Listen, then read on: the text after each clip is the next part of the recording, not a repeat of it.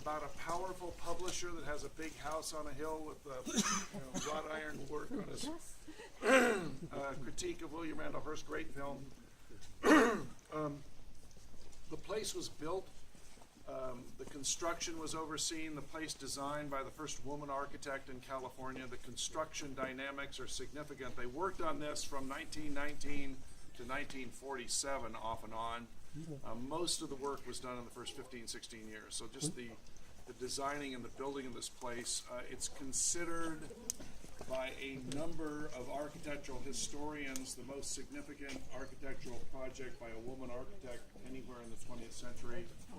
It's not just big, it had a state-of-the-art communication system, it's earthquake resistant, and then the architect is incorporating these antiques that Hearst is buying, things like a 400-year-old Spanish convent gate that became the front door. St. Peter holding the keys to heaven here is a 16th century piece. The wild men with the swords and shields are 500 years old from Spain. They're kind of symbolically protecting your entrance. So the architect is significant. The art collection is significant.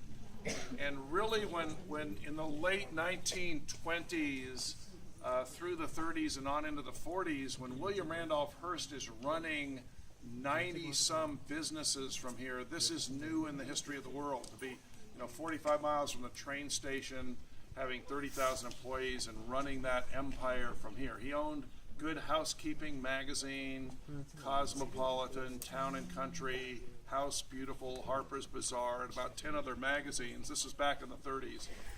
The Hearst still own those, but those were some of the ones he had a long time ago. He owned over 24 newspapers. He had a film company. He had a comic strip and cartoon distribution network. He was a media mogul. Think in terms of Rupert Murdoch meets Oprah Winfrey kind of figure. Right? 80 years ago, if your movie was coming out, you wanted to see Hearst. If your book was coming out, good thing. If you're, somebody running for political office might be here. And the guest list was people that had either been in a movie with his girlfriend, or the bigger category of people invited here in the 20s and 30s, 40s was people that he thought were interesting. Astronomer Edwin Hubble, the first pilot to fly from Hawaii to California, Amelia Earhart, and Amelia Earhart's other job, her day job is associate editor at Cosmopolitan magazine, owned by William Randolph Hearst. Who else? Future British Prime Minister Winston Churchill stayed in that little guest house in 1929. There were a couple of women guests here. Jessie Bucknam and Luba Landfield were not wealthy, and they were not famous, but they were interesting to Hearst because they raised dachshunds, and he likes wiener dogs. So come on up, bring your dogs. We'll talk short-legged dogs for a few days. And then a large slice of the Hollywood crowd from your grandparents, great-grandparents' generation. This is some of the silent film folks, Gloria Swanson, Rudolph Valentino, Charlie Chaplin. Any of those names ring a bell? Subscribes to Turner Classics. Woman named Mary Pickford. Mary Pickford was the first Hollywood millionaire, and she was a very astute businesswoman. She co-founded United Artist Pictures. She was here. Walt Disney, Jack Warner of Warner Brothers, so all of those people in it. It was an exciting place to be invited to, even if you didn't like Hearst.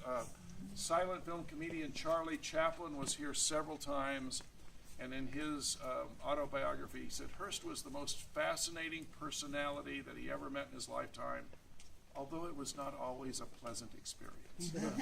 So, you're coming here for the networking opportunities. Most of the guests, Amelia Earhart, Charles Lindbergh, Howard Hughes, they could have flown in. The old runway was down where your cars are parked down at the visitor center. Most of the guests are coming by train from San Francisco or Los Angeles to San Luis Obispo. There was a taxi service that brought them out here. So the head housekeeper would meet you here and then give you a room in one of those guest houses or in the main house. And then you gather in the assembly room in the evening. Come on in. Interesting story.